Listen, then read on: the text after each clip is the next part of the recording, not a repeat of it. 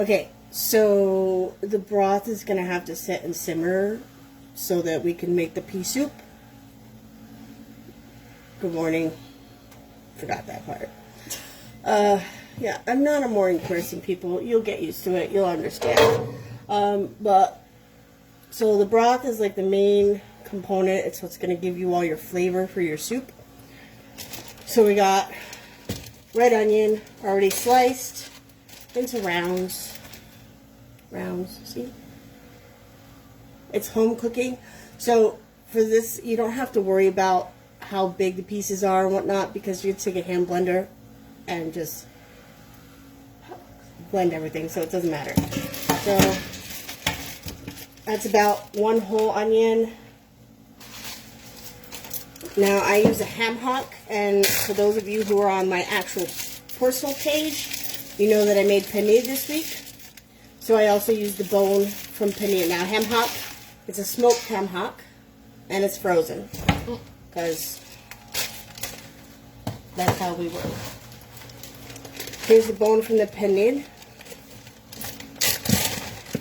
If you don't have a penne bone, but you have a ham bone, a lot of people do, you can use ham bone too. That has lots of meat on it, as you can see. That meat will afterwards be incorporated into the soup. Can you give me a paper towel, please? For extra added pork flavor, I use jamon. No, I am not sponsored, so that, yeah. Goya, I love you. You want to be a sponsor, that would be fantastic. It's called jamon. It's basically pork bouillon. It's really good. There's 2 packets of that.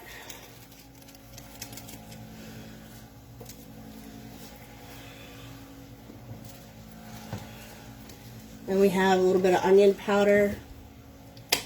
I don't do measurements because, you know, been doing it for years. I know how to do it. So we got the onion powder. Just pour it in. Don't pour it in. Don't pour it in. As you can hear, my voice is better than this morning. It gets better as the day goes.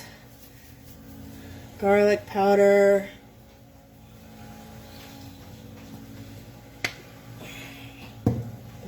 I try not to put a lot of salt, so actually I do measure that part out. So it's like, see in my hand? It's like a teaspoon. I don't like to over salt at the beginning, because you can always add salt, but you can't take it out. And because I don't have fresh garlic today, we will be using the pre-minced garlic.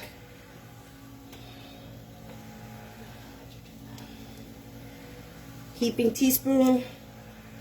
Depends how much garlic you like, to be fair. Tons. That goes towards taste. Peppermill.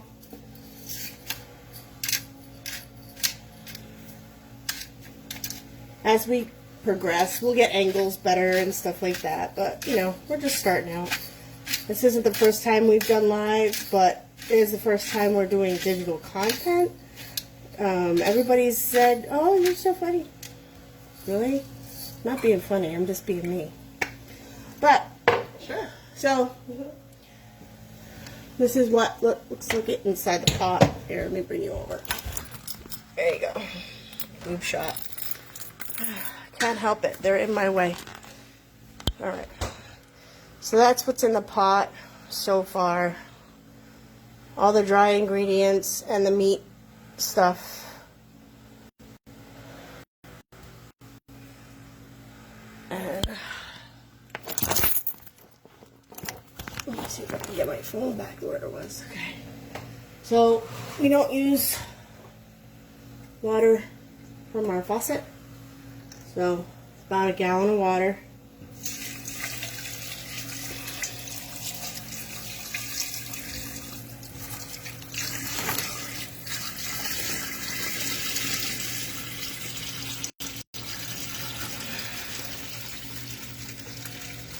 You know what you should do is you should share it to my personal page. Oh, yeah? Yeah. Here, if you move it a little bit, you don't have to do that. All right. So Fab.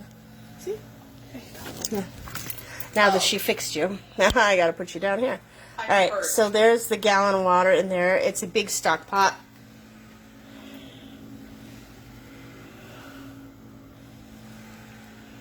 I don't know how many quarts it is or gallons or whatever. I think it's like a 5 quart or some ridiculousness like that. But there you see everything. Turn it on high. Let it come to a boil. And then once it's at a boil, you let it simmer for the rest of the day. But you have to bring it up to a boil because it's pork.